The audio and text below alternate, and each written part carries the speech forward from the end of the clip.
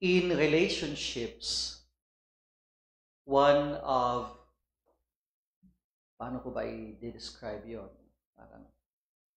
One thing that relationships should aspire for is to achieve what we call intimacy.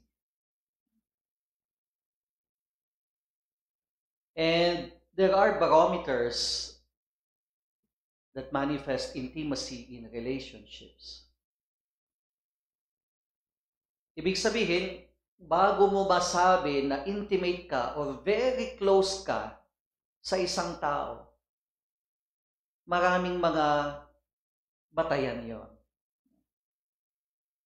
But sadly, there is one thing we always miss when we talk about intimacy in relationships. And that is actually what we call obedience. Kung tatanungin mo yung mga tao, paano mo masasabi yung tao close ka sa nanay mo, tatay mo? Marami. Pero nakakalimutan na one of the barometers, deep barometers of intimacy in relationships is obedience. And that is actually the point of the gospel for today. Sinasabi ni Jesus, who are my mother, brothers and sisters? And he will say, whoever does the will of God is my brother and sister and mother to me. Parang sinasabi ni Jesus, yung mga pinaka-close sa akin, because when we talk about the mother, the brother, the sister, ito yung mga inner circle ng tao. Dito yung mga pinaka-closest sa'yo. Ito yung mga pinaka-intimate sa'yo. Kaya sinasabi niya, yung mga pinaka-intimate sa akin ay yung mga gumagawa, tumutupad sa kalooban ko. That's what we call obedience to the will of God. It's a very important barometer of intimacy with the Lord. Kung tatanungin niyo ako, paano kung ganun talaga yung batayan natin? That for us who believe in God, or those who believe in Jesus, kung gagamitin natin na barometer of intimacy with God is our obedience to Him, to His will, ang daming babagsak niyan. Sigurado ako. Bakit? Well, you see, our barometers of intimacy with the Lord is, first, attendances. Especially attendances in liturgical activities. Or even membership. Membership in religious organizations in the parish or in the church. Para sa atin, kung present ako sa mga activities sa simbahan, intimate ako sa Diyos. Not necessarily.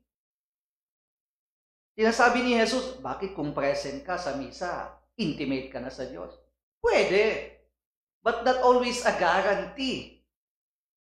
O yung iba ngayon, pinag-uunahan maging member halos sa lahat ng mga organisasyon sa parokya, di ba? Bakit?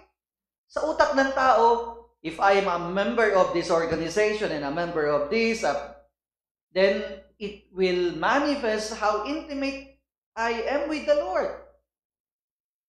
Not necessarily din. It's not a guarantee. Sinasabi ni Jesus, the deepest manifestation of intimacy with the Lord is our obedience to Him. Specifically, in particular, in obedience to His will and His plan. Tanungin natin ang sarili natin, how obedient have we been to the will and plan of God? Yung mga turo ni Jesus, for example, love one another as I have loved you. Sinusunod ba natin yun? Hindi rin. Yung iba, sabi ni Jesus, forgive your brothers 70 times, 7 times. Hindi rin. Ang daming gustong ipagawa ni Jesus sa atin, And how obedient have we been to these commands of Jesus? We have not been, whether we admit it or not.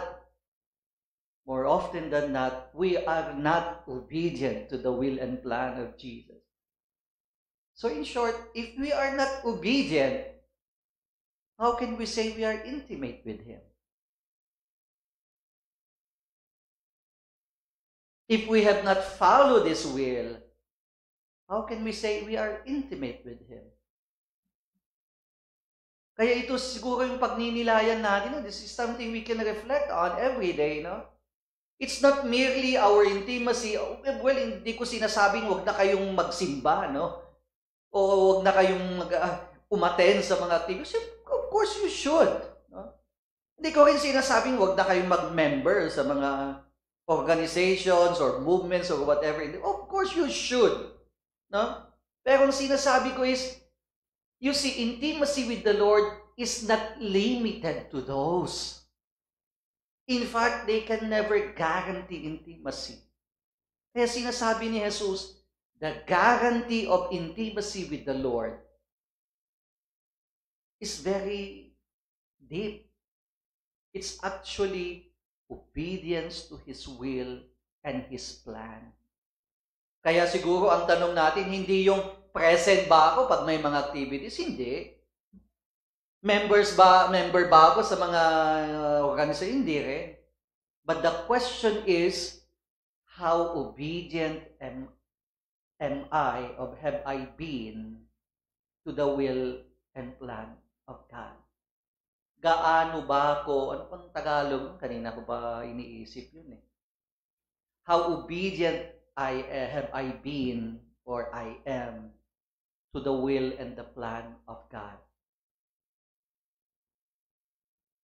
Ang sagot doon, that will tell you how intimate you are with the Lord. If you have been obedient, good. Ibig sabihin, you are intimate with your God. Pero kung hindi, it's something we should work on. To be more obedient to the will and plan of God for us. So that we can be more intimate with Him. We all stand.